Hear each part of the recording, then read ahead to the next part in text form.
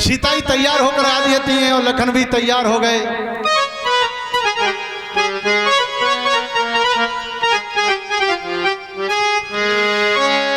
लखन ने सारथी से कहा, सारथी तू रथ चलाना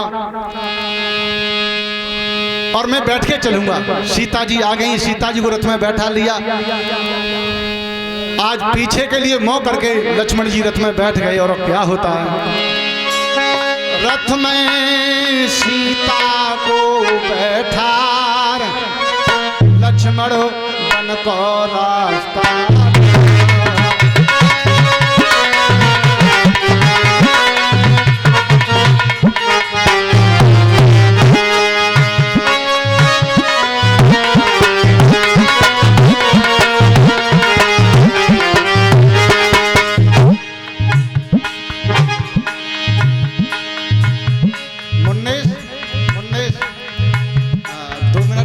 बाद में पहना दिया।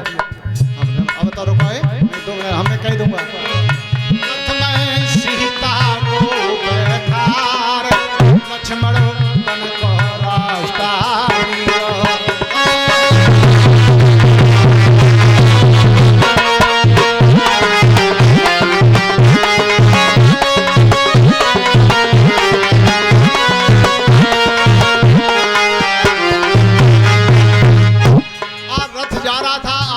क्रॉस कर गया। सीता जी कहने लगी, बेटा लखन तो मेरी तरफ देख करके और थोड़ी बातचीत करिएगा तो रास्ता सही कट जाएगा। आप भी चुप बैठे और मैं भी तो थोड़ा अच्छा नहीं लग रहा। तो लखन ने कहा, माँ मेरी तबीयत खराब है।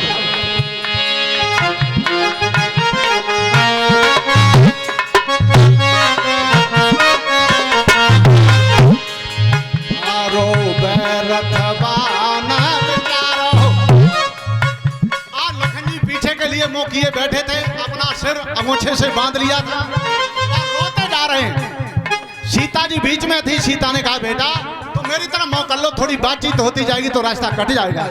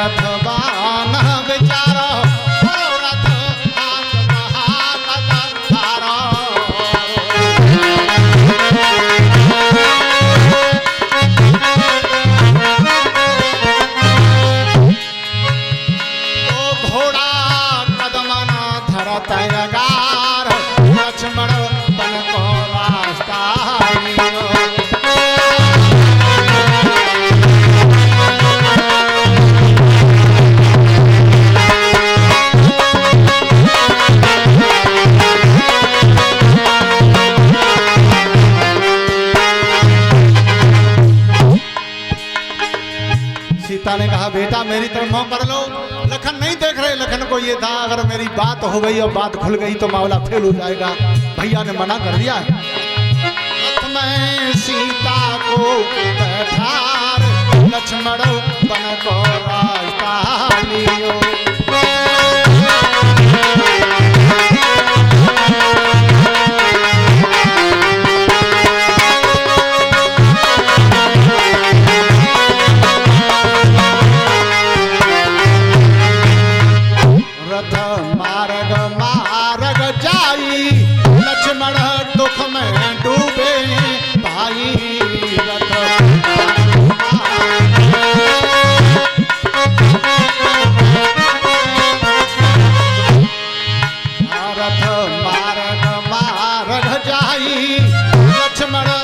में डूबे भाई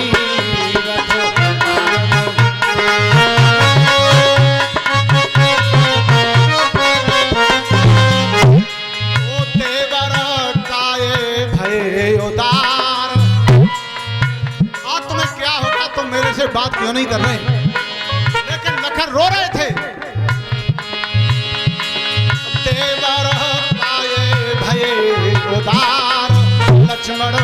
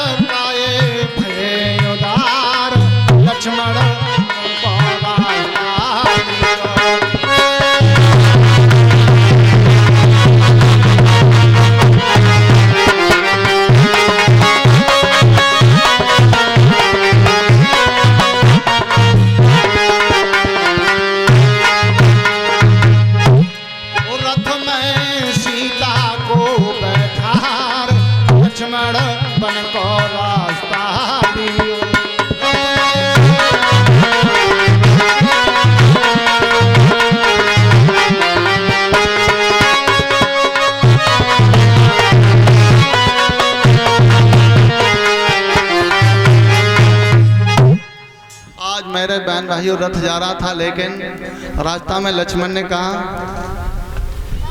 माँ तबीयत खराब है, इसलिए मेरा मन नहीं लग रहा कि मैं तुमसे बात करूं।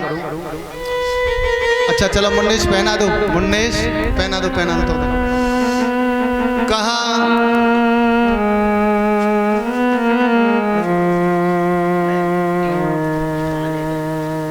और ये मयंक कुमार हमारे श्री नेपाल सिंह फौजी जो सुर्गी उनके बेटा हैं।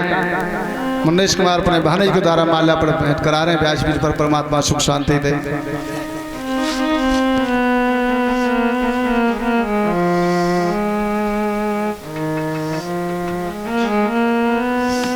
आज सुखदेव जी कहने लगे राजन, सीता ने कहा लखन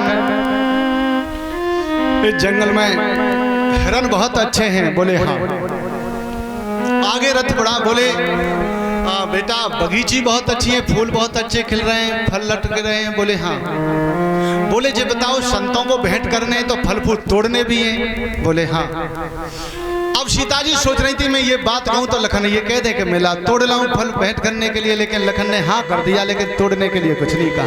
तो सीता जी ने कहा बेटा रथ रोक लो तो मैं चली जाऊं। बोले हाँ। आज सीता जी रथ रुकता है और उतर के जाती हैं, और जैसे ही बगीचे में प्रवेश करती हैं और वैसे ही लक्ष्मण ने रथवान से कहा कि रथ मोड़ दे, श्री अवध को भगा दे। रथ को मोड़ा और लखन ने एक बात कह दी, चाहे सीता रोवे चाहे मैं रोऊं, तो रथ को रोकना नहीं। और मोड़ करके जैसे ही रथ को भगाया, घोड़े दौड़ने लगे, घोड़ों की टापों की आवाज हुई।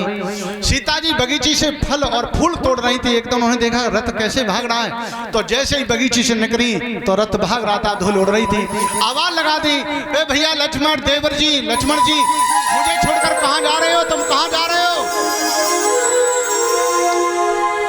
आज रथ भागता चला गया, सीता जी पछाड़ खा के उसमें गिर गई और हा राम हा लखन जी देवर जी कह कह के रोने लगी। हा लखन हा राम। और सोचने लगी विधाता ये क्या हो गया, मेरी समझ में नहीं आ रहा कि मुझे छोड़ के क्यों चले गए।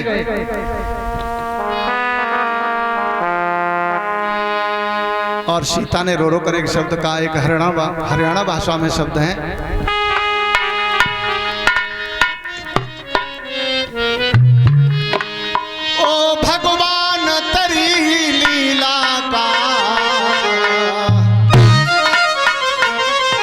और भेद पता नहीं पाड़ा जी। ए जियो भगवान तेरी लीला का, और भेद पता नहीं पाड़ा जी। और राजा को कंगाल बना दे, निर्धन को धन।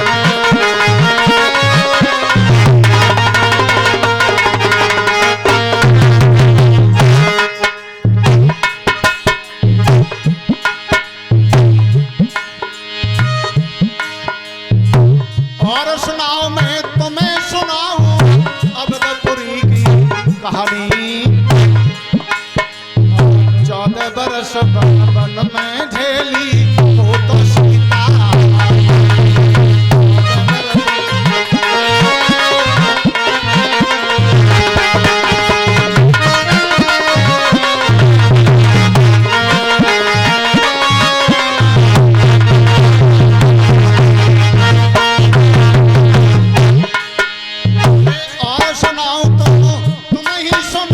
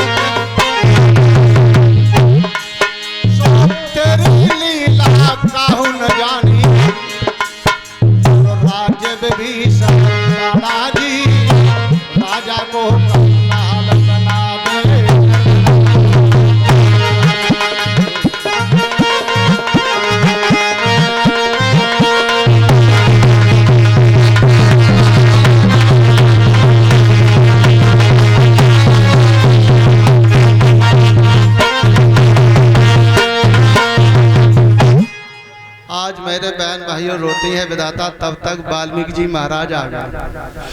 हा राम हा लखन कह के रो रही थी। वाल्मीकि जी महाराज का आश्रम कहीं नजदीक था, आवाज को सुन लिया। देखिए वो भी ऋषि मुनि थे और आज के ऋषि मुनि की भी चर्चा आप लोग सुनते हो। आज मेरे बहन भाइयों, वाल्मीकि ने आकर के सीता को गले से लगा लिया। सीता रो रही थी और कहा, बेटी तुम चिंता मत करो, अपने पिता के घर आ गई। ये है मानवता, शिष्टाचार का नाता। और राम रहीम 500 रुपए का टमाटर बेचा करते थे और वाल्मीकि जी कह रहे हैं कि बेटी तुम अपने पिता के घर आ गई। साधु संत तो भगवान की तरह होता, सब उसकी संतान है, सबका वो पिता है। आज मेरे बहन भाई अपने आश्रम पे ले गए वाल्मीकि जी महाराज और वहीं उसका पालन पोषण यानी सारी व्यवस्था करते हैं। लेकिन माथे में हाथ मारते थे वाल्मीकि जी महाराज के, मैं यानी सीता का क्या जीवन है कि जिसके पति अयोध्या के राजा हैं और वो बेचारी जंगल में वनवास में। लेकिन एक बात का ध्यान रखना मेरी माता बहनों, सीता के मुंह से एक भी बार ये नहीं निकला कि तू अयोध्या का ऐसा है। आजकल तो एक ही पल में धुआंधार। हाँ, इस बात का ध्यान रखना। अच्छा बाजी तो अपने आदमी को तूतड़ा के बोले ने को देरी ना है, पर खैर यहाँ पांडाल में तो बढ़िया रहा अवतार भैया, जहाँ कोई ऐसी।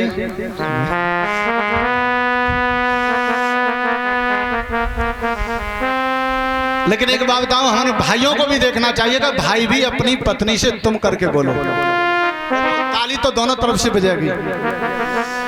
जब हम किसी का सम्मान करेंगे तो हमारा भी कोई सम्मान करेगा। हमको आज आगे क्या होता है, वाल्मीकि को पता चल गया कि गर्भावस्था में मेरी बेटी है, तो सोचने लगे विधाता जब मेरी बेटी बच्चों को जन्म देगी तो यहाँ महिला कोई नहीं है, मेरी बेटी की व्यवस्था कौन करेगा।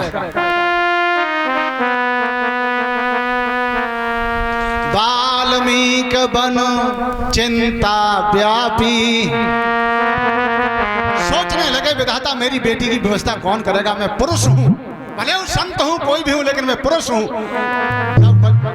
कोई भी माँ के बच्चा जन्म लेता है तो कई माताएं संभालती हैं। अब तो हॉस्पिटलों की व्यवस्था है, पहले तो यही व्यवस्था थी। तो वाल्मीकि बड़े दुखी होते विधाता, लेकिन समय भी आ गया वो 9 महीना। जैसे आश्रम पर प्रसव पीड़ा से सीता व्याकुल होने लगी, रोने लगी, तो वाल्मीकि जी बेचारे एक पेड़ के नीचे आश्रम में बैठ गए और रोने लगे। उधर तो सीता जी व्याकुल हो रही हैं प्रसव पीड़ा से और उधर वाल्मीकि जी रो रहे हैं विधाता आज मैं स्त्री होता तो मैं अपनी बेटी की व्यवस्था कर देता, मैं अपनी बेटी की व्यवस्था कर देता, लेकिन मैं क्या करूं, मैं पुरुष हूं और बेटी व्याकुल हो रही थी सीता जी। क्या जीवन उस आदमी का रहा होगा, क्या उस सीता जी का जीवन रहा होगा, लेकिन आज उसने एक भी शब्द अयोध्या वासियों को तू नहीं कहा। यही तो हमें कथाओं से और सत्संग से चर्चाओं से सीखना चाहिए कि हमें अपनी वाणी से कभी किसी के प्रति कट वचन नहीं बोलना चाहिए। सीता जी रोती हैं, बिलखती हैं। एन केन प्रकार एक बालक ने जन्म लिया। सीता जी गैर होश अवस्था में शांता वातावरण में चली गई। तो वाल्मीकि ने समझ लिया कि कोई बच्चे ने जन्म लिया, तो वाल्मीकि जी दौड़ते हैं, लेकिन तब तक सीता जी फिर रोने लगी। जब रोने लगी तो वाल्मीकि जी रुक गए। समय के हिसाब से दूसरे बालक ने जन्म लिया। ये हमारे परम मित्र हैं भाई अवेश कुमार जी नगला गलू से, और मुझे भेंट कर रहे हैं अपने खून पसीना कमाई। परमात्मा सुख शांति दे, बोलो सच्चिदानंद भगवान की। आज 2 बच्चों ने जन्म लिया है। उसके बाद सीता शांत हो जाती हैं, दौड़ के जाते हैं। वाल्मीकि जी बताते हैं कि अपना जो पीताम्बर वस्त्र था, अचला था, वो फेंक दिया, लेकिन वहां पर अब पहले से ही वह माता आ चुकी थी व्यवस्था में। आज भगवान ने व्यवस्था कर दी है। मेरे बहन भाइयों, धीरे धीरे बच्चों का पालन पोषण होने लगा। वाल्मीकि जी आश्रम का सीता जी बच्चों का पालन पोषण कर रही हैं। और एक दिन नामकरण संस्कार किया। जब नामकरण संस्कार किया तो दोनों बच्चों का नाम लिख दिया लव और कुश। यानी बच्चों का नामकरण संस्कार हुआ तो लव और कुश नाम रख दिया, लव कुश नाम रख दिया। अच्छा, कुछ लोग ये कहते हैं कि एक दाव का बना दिया था, ऐसी कोई बात नहीं है। आज भी 2-2, 3-3, चंचल बच्चे पैदा होते हैं। हमारे यहाँ कई साल पहले जब मायावती की सरकार थी, लगभग 8-9 में 5 बच्चे पैदा हुए थे नगला गलुआ में। ये नगला गलुआ, वो नगला गलुआ है। अखबार में कई दिन चला था मामला। तो आज 2 बच्चे, नामकरण संस्कार हो गया, दोनों का पालन पोषण होने लगा। एक दिन की बात, आश्रम पर अनाज साफ कर रही हैं सीता जी, मेरी माता बहनों, और तब तक बच्चे रोने लगे। तो वाल्मीकि ने कहा, बेटी पहले बच्चों को दूध पिला दो, उसके बाद आश्रम का काम करना। तो सीता जी आई, और जैसे ही सीता जी आती है, एक बेटा को गोद में लिया, और जैसे ही गोद में लिया, अपना कुछ बेटा के मुंह में दिया, तो उसको यूं अपने बगल में दुका लिया है, लेकिन दूसरे बेटा को उठाती हैं। जैसे ही दूसरा बेटा उठाया सीता ने, इधर का बगल ढीली हो गई और बच्चा निकल गया। इधर का तो खिंच आया, इधर का निकल गया। अब इसको दुकाएं थी तब तक, अब इधर का खींचती है बगल में, तब तक इधर की ढीली हो जाए। अच्छा, काम एक ही तो होगा। वाल्मीकि सोचने लगे, विधाता मेरी बेटी ने गृहस्थी नहीं भोग पाई, विवाह हुआ था अयोध्या में तो वनवास 14 वर्ष का हुआ था, और फिर से पहुंची तो फिर वनवास आजीवन का हो गया। बोले बेटी बात सुनो, तुम बैठ जाओ। बैठ गई सीता जी। बोले अब तो गोद में लेना, और दोनों बच्चों को गोद में लिया, दोनों बच्चे गोद में आ गए। अब दूध पिलाओ। दूध पिलाया है। इधर क्या होता है, वाल्मीकि ने रस्सी बटी दावों की और एक पालना बनाया और झाड़ियों में लगा करके कहा बेटाओं को लाओ, उसमें लिटा लिया और झुलाने लगे। अब आश्रम का काम करो। लेकिन वाल्मीकि जी माथे में हाथ मारते हैं, जिसका पिता अयोध्या का राजा सुमेर बनावे, चाहे रंक को राजा करे और राजा को द्वारे ही द्वारे फिरावे, चीटी के पैर में बांधे गजंद हैं, समुद्र को लांगे के पार लगावे, और रीत यही करुणा निधान की, प्रभु माया को कोई पार न पावे। भगवान की लीला का किसी को पता नहीं है मेरे बहन भाई। आज दोनों बच्चों का पालन पोषण चल रहा था, लेकिन इधर तब तक क्या होता है कि अयोध्या में प्रभु राम ने अश्वमेध यज्ञ किया है। जब प्रभु राम ने अश्वमेध यज्ञ किया, उसमें घोड़ा छोड़ा गया, अश्व माने घोड़ा, और उस घोड़े को छोड़ा गया तो उस पे माथे पे एक मुकुट बांध दिया। मुकुट में थोड़ा अक्षरों में लिख दिया कि जो इस घोड़े को पकड़ेगा वो हमारी चुनौती को स्वीकार करेगा। और धीरे धीरे लव कुछ बड़े हो गए, आश्रम पर रह रहे हैं, लेकिन लव कुछ नहीं उस घोड़े को पकड़ लिया। जब घोड़े को पकड़ लिया और जो सिपाही थे, सिपाहियों ने युद्ध किया, तो लव कुश ने उनको बांध लिया। मेरे बहन भाइयों, जब बांध लिया, बता जाता है कि उनके साथ में शत्रुघ्न आए थे, तो शत्रुघ्न को भी बांध लिया। कुछ सिपाहियों ने जा करके बोल दिया अयोध्या में कि भाई 2 ऋषि कुमार हैं भगवान, उन्होंने घोड़े को पकड़ लिया और भैया को भी पकड़ लिया। तो बताते हैं लक्ष्मण को भेजा, तो लक्ष्मण को भी बांध लिया लव कुश ने। उस पन्नी को मन देखो, तुम मेरी बात को सुना।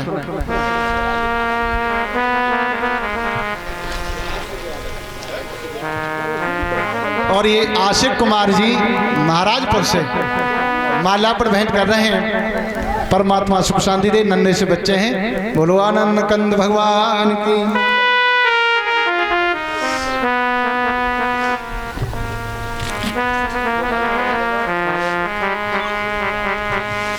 जब मेरे बहन भाइयों लक्ष्मण को भेजा, लक्ष्मण को भी बांध लिया। अब नंबर आता है भरत का।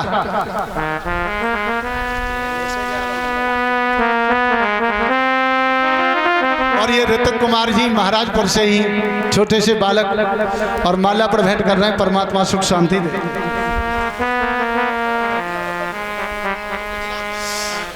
जब मेरे बहन भाइयों लक्ष्मण को भी बांध लिया, भरत रह गए, तो भरत के साथ में भगवान राम ने बताया जाता है कि बजरंगबली हनुमान को, सुग्रीव, अंगद को, सबको भेजा।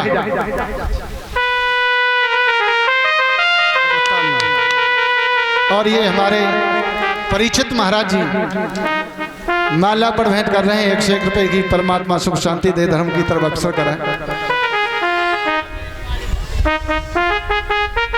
मेरे बहन भाइयों बताया जाता है कि इनको भी बांध लिया गया, लेकिन इनमें जो हनुमान जी आए थे, हनुमान जी ने लव कुश को पहचान लिया। लव कुश को हनुमान जी ने पहचान लिया कि हौन हो जे भगवान के ही बेटा है। अब जा करके बोल दिया, फिर दूतों ने भगवान सबको बांध लिया। वो ऋषि कुमार हैं और युद्ध की ठान रहे हैं। तब भगवान राम स्वयं चलते हैं। भगवान राम स्वयं चलते हैं अपनी सेना सजाकर, और यहाँ वाल्मीकि जी महाराज का आश्रम तक पहुंच गए। जैसे ही पता चला लव कुश को कि अयोध्या नरेश हमसे युद्ध करने के लिए आए हैं,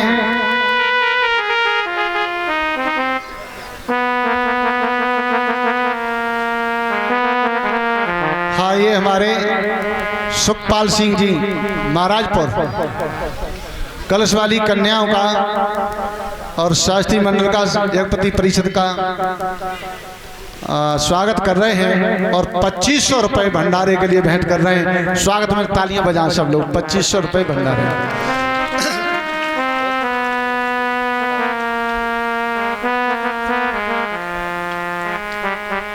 अच्छा फिर बोल दो। ये 5 दाताओं के नाम सुन लें। 5000 रुपए बाबा सौदान